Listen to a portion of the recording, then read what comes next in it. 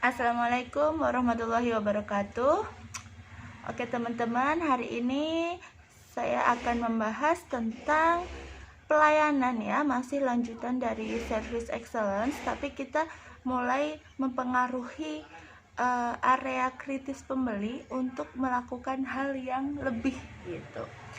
Jadi di sini temanya adalah cross selling, upselling, dan downselling ya.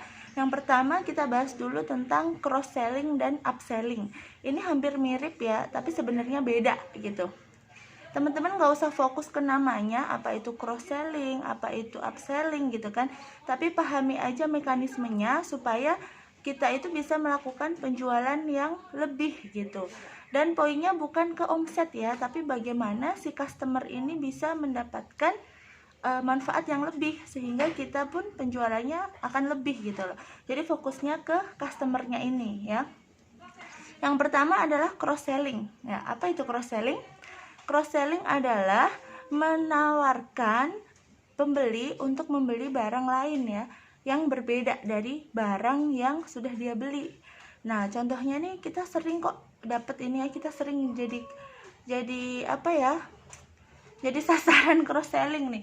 Misalnya teman-teman ke Alfa gitu ya, atau ke Indomaret gitu kan, suka ditambahin ini kan, suka ditawarin kan sama kasirnya, misalnya pas di kasir nih, nggak nambah pulsanya bu gitu, padahal kita nggak lagi mau beli pulsa gitu. Jadi kita diminta untuk membeli barang lain supaya mengeluarkan uang yang lebih banyak gitu, dengan produk yang berbeda atau paketan gitu. Biasanya kalau ke KFC mungkin ya, paket yang ini aja, kalau beli burger doang harga segini, kalau burger plus kentang plus minuman segini gitu.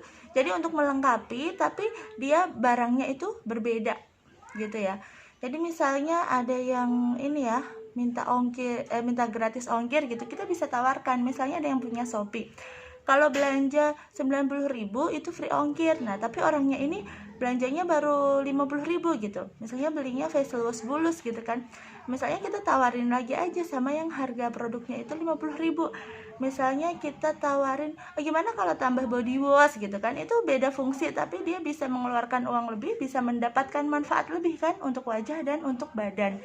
Tapi kita tawarkan nanti bisa dapat free ongkir karena bisa lewat Shopee gitu kan. Jadi ada permainan-permainan ini loh, interaksi ya. Saat interaksi itu ada sebuah permainan yang bisa kita lakukan sebagai penjual gitu.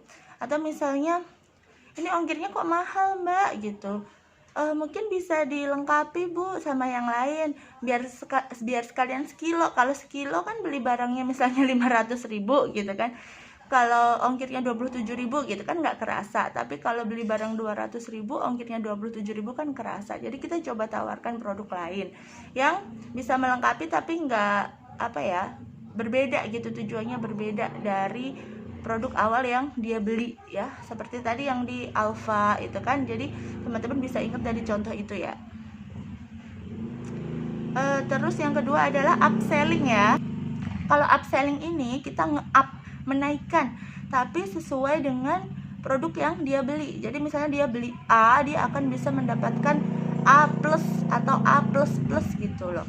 Misalnya dia beli VCO yang kecil, harganya 25.000 kan, tapi 60 mili gitu. Oh kalau mau hemat sekalian aja bu yang besar, lebih murah kok, harganya cuma 78.000, isinya 250 mili, lebih awet gitu. Jadi kita mencoba menambahkan gitu. Atau misalnya beli deodoran gitu, kalau satu kan mahal, oh mending sekalian aja sekilo, misalnya isi 10 ya kalau nggak salah. Jadi lebih awet, ongkirnya sekalian gitu. Jadi produk yang sama tapi ditingkatkan gitu.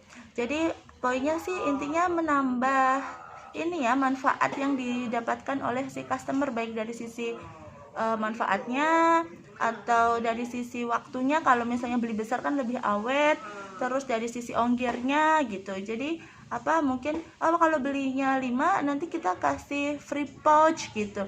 Itu boleh asal kita nggak dijadiin promo ya. Jadi kita pun nggak rugi. Kalau beli satu kita ngasih pouch harga 10.000 kan hitungannya masih besar. Tapi kalau mereka belinya 10 kita kasih pouch kan, kita masih bisa ambil dari keuntungan gitu. Jadi bagaimana kita bisa membuat si customer ini mendapat manfaat yang lebih dan mengeluarkan uang yang lebih juga. Jadi poinnya itu kita dapat omsetnya lebih besar. Tapi apa ya, itu goalnya itu emang gimana penjualan kita lebih meningkat, tapi kita tetap fokus pada memberikan manfaat yang lebih besar gitu ya, karena kita balik lagi ke visi kita adalah membantu orang ya. Jadi ini hanyalah strategi dan bisa dipakai bisa enggak ya, dan kadang orang itu ada yang setuju ada yang enggak juga gitu. Tapi ini bisa dipakai ketika kita menjual barang, atau mungkin kalau beli 500.000 misalnya dia udah belanja 350, bisa sekalian jadi reseller dapat potongan 20%. Ini juga masuknya ke upselling atau cross selling tergantung barang yang dibeli. Jadi teman-teman nggak usah memikirkan cross selling yang apa, upselling yang apa, tapi lakukan aja tadi itu adalah poin-poin penambah gitu ya untuk strategi jualan. Kemudian yang selanjutnya adalah downselling. Downselling itu apa? Kita memberikan yang lebih murah gitu, tapi dia tetap mendapat manfaat yang sama. Biasanya untuk yang low budget ya. Kalau misalnya dia pengen minyak bulus untuk kutu air gitu, itu kan mahal tuh 95.000. Ya udah kita bisa tawarkan, oh kita ada juga Bu VCO, bisa juga untuk itu gitu kan. Malah dia bisa diminum juga kan. Nah, jadi ini juga bisa tapi nggak secepat minyak bulus gitu. Ini harganya cuma 25.000. Misalnya orang pengen sabun facial wash harganya kan 50.000. Oh, sabun bulus ada juga Bu yang barnya. Ini cuma 25.000 gitu. Jadi downselling itu bagaimana kita memberikan alternatif tetap bisa ngebantu orang ya, karena poin kita ngebantu orang ya, dan dia itu low budget, jadi kita bisa tawarkan produk yang lebih murah.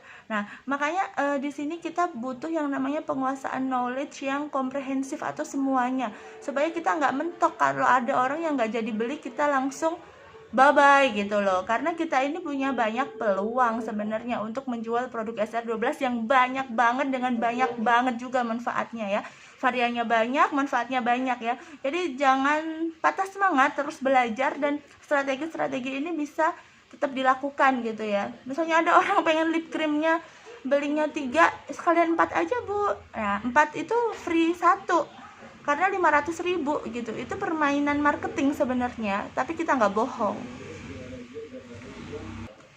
Jadi orang beli lip cream 3 nih kan 300.000, kalau dia beli 1 kan 400.000.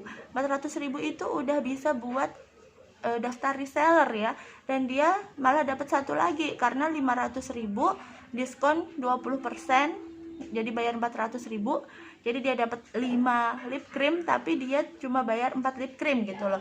Jadi pahamilah rule kita, pahami produk kita, sehingga kita bisa lebih mengembangkan strategi-strategi jualan kita dan tetap bisa membantu orang berapapun budgetnya, dan tetap bisa mencapai target ini, omset kita, baik itu reseller, subagen, agen, dan juga distributor gitu, atau marketer pun bisa lebih cepat untuk upgrade ke reseller gitu ya. Selamat praktek, terima kasih sudah mendengarkan. Wassalamualaikum warahmatullahi wabarakatuh.